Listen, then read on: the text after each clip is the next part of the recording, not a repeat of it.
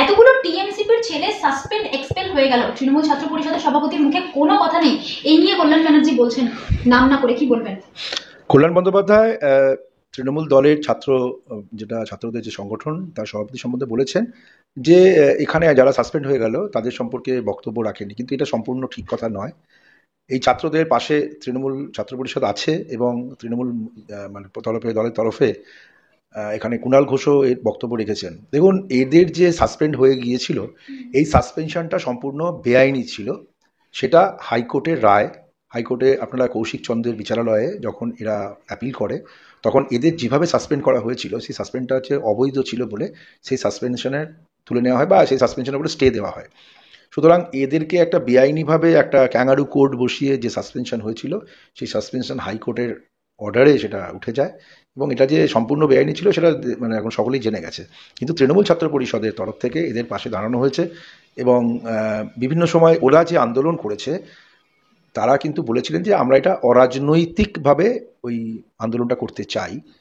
যাদেরকে সাসপেন্ড করা হয়েছিল তাদের অ্যাসোসিয়েশনের নাম জুনিয়র ডক্টরস যে অ্যাসোসিয়েশন, এটা ফ্রন্ট নয়, জুনিয়র ডক্টরস অ্যাসোসিয়েশন। সেখানে তাদের প্রতি আমাদের মানে তৃণমূল ছাত্র পরিষদের সমর্থন আছে, কিন্তু তারা যেহেতু মুভমেন্টটা করতে চেয়েছিল অরাজনৈতিকভাবে, সেই জন্য তারা মুভমেন্ট করেছে। তৃণমূল ছাত্র পরিষদ তৃণমূলের সঙ্গে যারা জড়িত আছেন সহ যাদের বিরুদ্ধেই এই ধরনের বেআইনি থ্রেট করা, বেআইনিভাবে তাদেরকে সরিয়ে দেওয়ার যা পদ্ধতি চলেছিল, যাদেরকে করা হয়েছিল তাদের পাশে তৃণমূল ছাত্র পরিষদ আছে। কল্যাণদা বলেছেন যেটা, সেটা হয়তো কিছুটা আবেগের সঙ্গে বলেছেন, কিন্তু তৃণমূল ছাত্র পরিষদকে উনি দোষারোপ করেননি।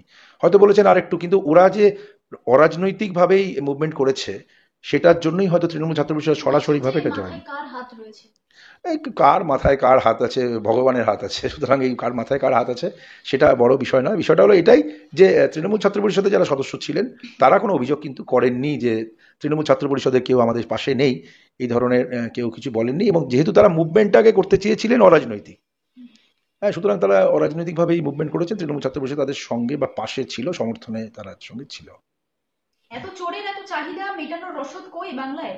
সারা কলকাতা দখল হয়ে গেছে, পশ্চিমবঙ্গ দখলের পথে, রসদ কমছে, চাহিদা বাড়ছে, মেরে খাওয়ার জায়গা এসে গেছে। এবারে অধীর রঞ্জন চৌধুরী বলছেন এটা।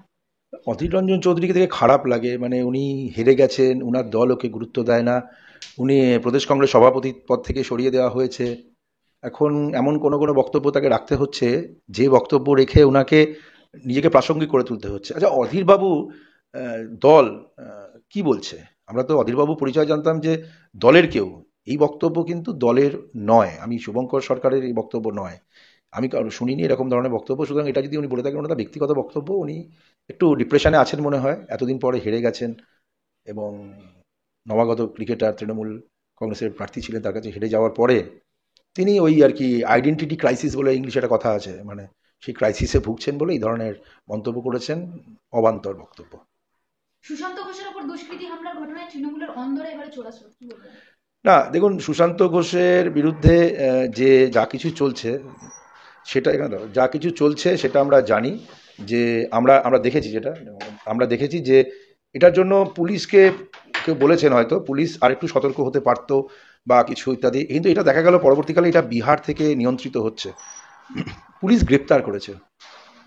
আমরা এই অপরাধটা এখানে তাকে খুন করার যে মানে চেষ্টা করা হয়েছিল সেটা ব্যর্থ হয়েছে, কিন্তু পুলিশ এটা খতিয়ে দেখছে এবং গ্রেপ্তার করেছে। আইনের কী কারণে করেছিল বলে অভিযোগ সেগুলো সব খতিয়ে দেখছে। সুতরাং মানে সুশান্ত ঘোষের ওপর এই আক্রমণটা যথেষ্টই একটা মানে খারাপ খবর আমাদের যে কোনো সাধারণ মানুষের পক্ষেই, যে এটা বাংলা এই ধরনের বিহার থেকে মানে দেখেই গুলি করে দেওয়ার একটা জনপ্রতিনিধিকে, তো সেরকম তো ছিল না। সেটা যে হয়েছে এবং পুলিশ সতর্ক আছে, আমার মনে হয় যে এটা অপরাধী ধরা পড়েছে যখন, এটার উদ্দেশ্যটাও কী সেটাও মানুষ জানতে পারবে।